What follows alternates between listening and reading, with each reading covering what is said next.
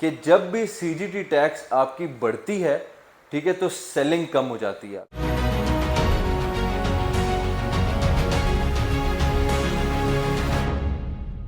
बिस्मिल्लाहिर्रहमानिर्रहीम, अस्सलाम वालेकुम। I am Sadiq Rahman from billionaire investment group. Yes, I know कि मैं लेट हो गया हूँ टैक्स की वीडियोस बनाने में, लेकिन होपफुली इंशाल्लाह ये जो आपकी पिछले सारे वीडियोस देखने में जो चीज़ें क्लियर नहीं होंगी, इंशाल्लाह इस वीडियो के साथ क्लियर हो जाएंगी। इस वीडियो को मैं ऐसे कैटेगराइज कर रहा हूँ कि नंबर फर्स्ट पे बताऊँगा कि कौन कौन से टैक्सेस होते हैं और वो टैक्सेस किस किस तरीके से हम पे इम्प्लीमेंट करता है एफबीआर, ठीक है। The third one will be कि इसके क्या प्रोज एंड कॉन्स हैं। द फोर्थ वन ऑब्वियसली इससे किस तरह बचा जा सकता है या इसको कैसे अपने लिए फ्लेक्सिबल किया जा सकता है। देखिए, do like and subscribe, comment भी कीजिएगा, ठीक है, आप लोगों की सपोर्ट की ज़रूरत है। अब पहले आ जाता हूँ जो पुराने टैक्सेस थे, ठीक है, जिस तरह आपका एडवांस टैक्स था, सीजीटी टैक्स था, एनुअल टैक्स अभी जो नया इंप्लीमेंट हुए, ठीक है। एडवांस टैक्स हर कोई जानता है, जो भी eight the time of buying of a property, ठीक है, चाहे डीएचए, बेर एटसेट्रा एटसेट्रा, आप बाय कर रहे हैं किसी भी प्रॉपर्टी को, तो फाइलर पे 1% tax of the total capital amount और नॉन फाइलर पे 2% लगता था। अब फाइलर पे हो गए 2% एंड नॉन फाइलर पे 5%, ठीक है, इसलिए आप लोगों को फाइलर होना चाहिए, ठीक है। सेकेंड थिंग आपका सीजीटी टैक्स थोड़ा सा कॉम्प्लिकेटेड है। सीजीटी टैक्स आपका नाम से ही पता चलता है, कैपिटल गेन टैक्स, ठीक है, जो आपकी इन्वेस्टमेंट की गेन होती है उस पर एफबीआर टैक्स लगाता है, ठीक है। तो बिफोर एंड आफ्टर, ठीक है, पहले जो टैक्स होते थे वो था 1 से लेके 4 साल तक, ठीक है। उसके बाद होता था कोई भी टैक्स नहीं। जब आप बेचते हो 1 से लेके 4 साल के दरमियान आप सेल करते हो तो डिफरेंट किस्म के टैक्सेस होते थे। 5वें साल आप सेल करते हो कोई टैक्स नहीं। अब हो गया वो टाइम पीरियड 1 से लेके 6 साल तक और 7वें साल कोई टैक्स नहीं, ठीक है। अब मैं कैटेगराइज करता हूँ, पहला साल, दूसरा साल, तीसरा साल। ये ज़्यादा आपके लिए इंपॉर्टेंट नहीं है, हम अभी इस दौर में रह रहे हैं तो ये हमारे लिए ज़्यादा इंपॉर्टेंट है, लेकिन फ़र्क आपको पता होना चाहिए। देखिए, पहला साल आप जो भी प्रॉपर्टी आपकी है उस पर जो भी गेन आया पहले साल और आपने पहले साल उसको सेल किया, तो उस प्रॉफिट का 10% आपने टैक्स पे करना होगा। दूसरे साल अगर आप सेल कर रहे हैं तो 1 से लेके 2 साल तक जो भी आपको प्रॉफिट आया उसका 75% में से 7.5%, प्रॉफिट का 75%, उस 75% का 7.5% आपने टैक्स पे करना होता था। तीसरे साल आपने 1 से लेके 3 साल तक जो भी आपको प्रॉफिट मिला, ठीक है, उसका आपने 50% निकाला प्रॉफिट का, उस 50% का 5% आपका टैक्स होगा। एंड ऑब्वियसली चौथे साल 1 से लेके 4 साल तक आपका प्रॉफिट का 25%, उसका 2.5% आपका टैक्स होगा। ये आपका पिछला दौरे हुकूमत में, पिछले जब भी कोई स्कीम्स आती थी, बजट पास हुआ था, ये आपका था। अब कॉम्प्लिकेटेड हो गया एंड बहुत ज़्यादा हो गया। अब सीजीटी टैक्स ऐसा होता है, पहले साल अगर आपने सेल किया तो 15% ऑफ द टोटल प्रॉफिट,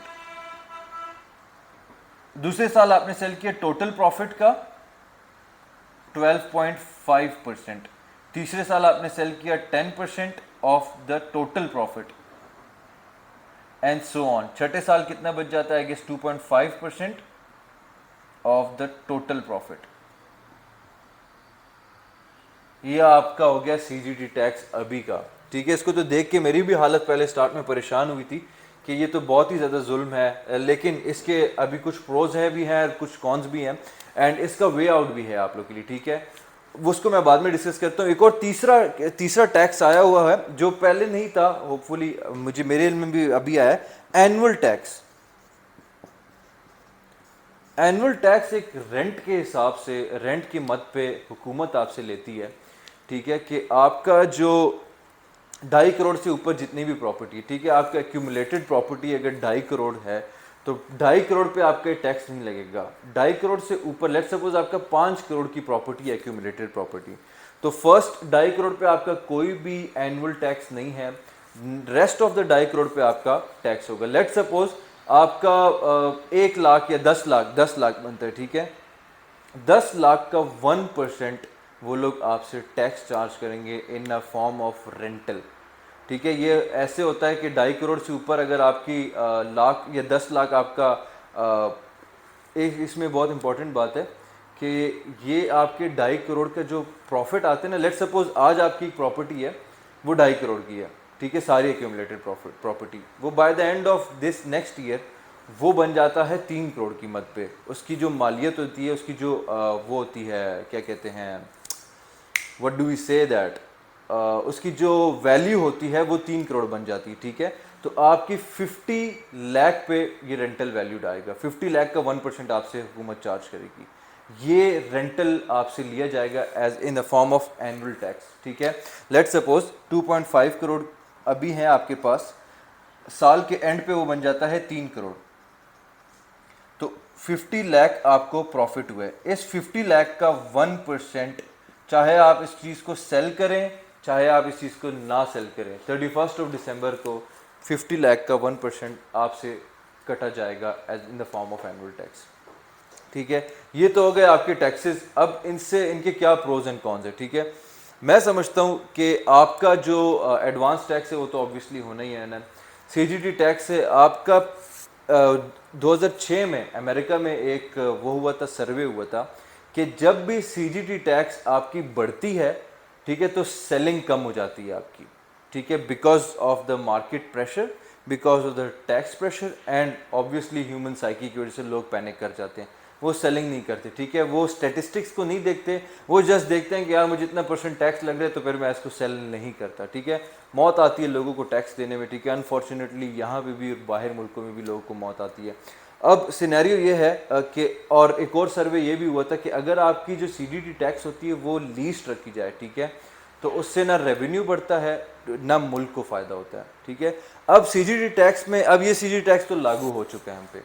ठीक है, इससे कैसे बचा जाए, इसको कैसे यूटिलाइज़ किया जाए। एक और लोगों ने, बहुत अजीब किस्म की डीलर्स ने और मार्केटिंग कंपनीज ने, लोगों में खुद एक पैनिक क्रिएट हुआ है कि जो नॉन पोजीशन वाली चीज़ें हैं उस पर भी टैक्स लगेगा। आप मुझे बताएं, जो लोग कह रहे हैं सीजीटी टैक्स पहले भी था, एडवांस टैक्स पहले भी था, मेरे बहुत सारे इन्वेस्टर्स हैं Lahore smart city, Liberty Lands, आपके पार्क क्यू सिटी के, आप मुझे बताएं आप लोग को पहले at the time of booking या at the time of selling कब टैक्स लगा? आपसे मेंबरशिप फीसेस लिए जाते हैं, आपसे सिर्फ प्रोसेसिंग चार्जेस ली जाती हैं। ठीक है, अगर आप बाइंग एंड सेलिंग करते हैं आपसे कोई टैक्स तो नहीं लिया जाता। आपकी जो बेस वैल्यू होती है वही बुकिंग अमाउंट आप पे करते हैं, वही आपके नाम पे फाइल बन के आती है। ठीक है, आपने टैक्स तो पहले ना एडवांस टैक्स दिए ना सीजीटी टैक्स दिए, तो आप लोग क्यों परेशान हैं?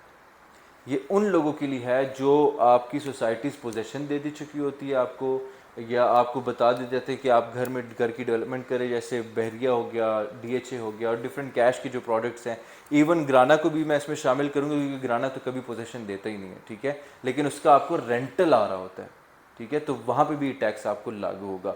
When it comes in a time, file की अगर बात आती है तो फाइल में आपका कोई टैक्स ना पहले तो ना भी आएगा। पता नहीं आप लोग क्यों पैनिक कर रहे हैं, इस बात पे तो मुझे हंसी आती है।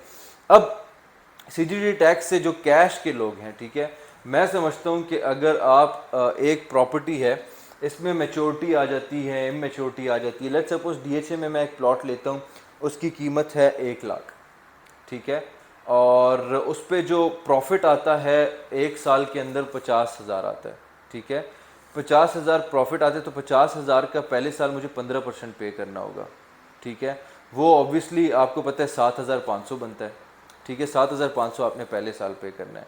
लेट्स सपोज दूसरे, मैं उसको सेल नहीं करता, दूसरे साल मैं प्रॉफिट को एक फिक्स अमाउंट रखना चाहता हूँ। ठीक है, लेट्स सपोज वो दूसरे साल आपको सेल करना चाह रहे हैं, आप दूसरे साल लाख रुपए प्रॉफिट हो गया क्योंकि फर्स्ट ईयर 50,000 था, दूसरे ईयर भी 50,000, लाख रुपए प्रॉफिट हो गया, उसका आपने पे करना है 12.5%। ठीक है, तो 12.5% लाख रुपए का आप लोग को आइडिया है कितना बनता है, ऑलमोस्ट 12,500। ठीक है, तो आपका टैक्स बढ़ गया। नो डाउट कि यहाँ पे आपका प्रॉफिट लाख है, उससे 12,500 जा रहा है, वहाँ पे आपका प्रॉफिट था 50,000, उससे 7,500 जा रहा है। तीसरे साल आपका 1.5 लाख प्रॉफिट बन जाते हैं। तीसरे साल अगर आप सेल करें 1.5 लाख का आपने 10% पे करने, वो 15,000 बन जाता है। यहाँ पे अगेन प्रॉफिट 1.5 लाख है, उसमें से आप 15,000 दे रहे हैं। तो सिचुएशन ऐसी है कि जैसे जैसे आप आगे जा रहे होते हैं, ठीक है, साल बढ़ रहे होते हैं, तो प्रोजेक्ट की मैच्योरिटी भी और बड़ी होती है। जब प्रोजेक्ट मैच्योर होता जा रहा होता है, एक ऐसा टाइम आता है जिसमें आपको फिर प्रॉफिट नहीं आता। ठीक है, जैसे आप देख लीजिएगा कि, और जो भी कैश वाले हैं, जिस तरह आप डीएचए के इन्वेस्टर्स हैं, जितने भी आप लोग मुझे बताएं, जब भी इन्वेस्टमेंट करते हैं, जिन्होंने 9 प्रिज्म में किया था, जिन्होंने अभी फेज 10 में किया हुआ है, जिन्होंने गुजरांवाला में किया, उनको 5-6 साल ऑलरेडी हो चुके होते हैं। ठीक है। DHA आपको कभी भी 1-2 साल में रिटर्न्स नहीं देता, एज लॉन्ग एज वो प्रोजेक्ट मेच्योरिटी की तरफ ना, जिस तरह फेज़ 8 लाहौर की बात करूँ, फेज़ 7 लाहौर की बात करूँ, वहाँ पे जब वो मेच्योरिटी की तरफ 40% से अबव मेच्योरिटी की तरफ आ जाते हैं, तब लोगों को प्रॉफिट होता है उस पर। तब आप बेशक पहले साल ही सेल करें, क्योंकि अगर आप पहले साल नहीं सेल करेंगे, अगर 60% मेच्योरिटी हो जाएगी, तो दूसरे तीसरे साल जो प्रॉफिट होता है वो बहुत लीस्ट अमाउंट से, लीस्ट प्रोपोर्शन से ऊपर जाता है। तो इस CGT टैक्स से व्हाट आई फोरसी इज कि आपकी शॉर्ट टर्म ट्रेडिंग तेज़ हो जाएगी, लेकिन तेज़ तब तक नहीं होगी जब तक आप लोग के अंदर जो पैनिक क्रिएट हुए वो ना हो, क्योंकि हम डरते हैं कि हम टैक्स क्यों पे करें। आपको टैक्स आपके प्रॉफिट से पे करना होता है। लॉस जब भी आपको होता है, FBR टैक्स नहीं लेती। इसका एक और वे आउट CGT टैक्स का ये भी है कि लेट्स सपोज आपकी दो किस्म की प्रॉपर्टी, एक पे आपको लॉस हो गया, दूसरे पे आपको प्रॉफिट हो गया, तो आपका जो लॉस वाला है FBR, ये भी एक वे आउट बता रहा हूँ मैं आपको, FBR से आप उसको एडजस्ट करवा सकते हैं। ठीक है, या आप टैक्सेस पढ़ें या आप FBR की रिफॉर्म्स पढ़ें, FBR की पॉलिसीज़ पढ़ें, तो आप एडजस्टमेंट भी कर सकते होते हैं। ठीक है, फाइल अब जितने भी पैनिक, आपको पता है हम पाकिस्तानियों से, पूरी दुनिया से पैनिक इतनी जल्दी ख़त्म नहीं होता, तो जितनी भी जो सॉलिड प्रॉपर्टीज़ हैं, जिस तरह पोजेसन वाले, वो पहले साल अकॉर्डिंग टू अस वो थोड़ा डाउन रहेगा। एंड जैसे जैसे लोग को अवेयरनेस आएगी कि फ़ाइलों पे टैक्स नहीं लग रहा है एज सच जितना पोजेसन वालों पे लग रहा है, तो लोग फ़ाइलों पे आएंगे। ठीक है, आप खुद ही देख ले, पास्ट 1 मंथ में लाहौर में मोर देन 15 सोसाइटीज़ इमर्ज हुए हैं। In Islamabad itself more than 10 societies emerge हुए हैं। ठीक है, तो लोगों का रुझान यहाँ पे आने लगेगा फ़ाइलों वाले सिस्टम्स पे। ठीक है, अब इसका एक प्रोज एंड कॉन्स ये भी है। कराची वालों के लिए गुड न्यूज़ ये है, ठीक है, कि जो CGT टैक्स है वो जो मतलब अपार्टमेंट्स हैं, ठीक है, जिस तरह अगर हम बताएं पूरे पाकिस्तान में अपार्टमेंट्स का 2 साल का CGT टैक्स का वो हुआ है। ठीक है, पहले साल टैक्स होगा, दूसरे साल टैक्स होगा, तीसरे साल अगर आप सेल करते हैं कोई टैक्स नहीं होगा। अब रावलपिंडी, इस्लामाबाद या लाहौर वाले लोगों को तो ऐसा चीज़ का फ़ायदा नहीं होगा, क्योंकि यहाँ पे अपार्टमेंट्स का इतना बड़ा रुझान नहीं है, लेकिन कराची वाले लोगों को ज़रूर इसका फ़ायदा होगा, क्योंकि कराची में है ही अपार्टमेंट्स। ठीक है, और जो लोग कंस्ट्रक्शन की लाइन ऑफ बिज़नेस में, कंस्ट्रक्शन की लाइन ऑफ बिज़नेस में ये जो CGT टैक्स है ये भी 4 साल के टाइम पीरियड का है। ठीक है, और एक और जो है फेयर मार्केट वैल्यू। ठीक है, अगर आप डिफरेंट प्रॉपर्टीज़ की फेयर मार्केट वैल्यू देखें, तो आप उसमें CGT टैक्स की गेम खेल सकते हैं, प्रॉफिट की गेम खेल। ये मैंने आपको लोगों को एक टिप दिया है। ठीक है, डिफरेंट सोसाइटीज़ होती हैं, डिफरेंट लैंड होती है, उनकी फेयर मार्केट वैल्यू को स्टडी करना होता है, फिर आप उसके प्रॉफिट्स को स्टडी करते हैं, दोनों ग्राफ्स को कंसाइड करते हैं, उसके बाद आप उसमें से वे आउट्स निकाल सकते हैं। तो डिफरेंट वे आउट्स है वो इंशाल्लाह कांटेक्ट कीजिएगा, आप लोग के साथ शेयर भी करूँगा। होपफुली आप लोग को इस वीडियो में मैंने बहुत जल्दी नहीं समझाया या हैपहज़र्डली नहीं समझाया। ठीक है, जितना मैं समझा सका, I did my best. Do join and thank you so much.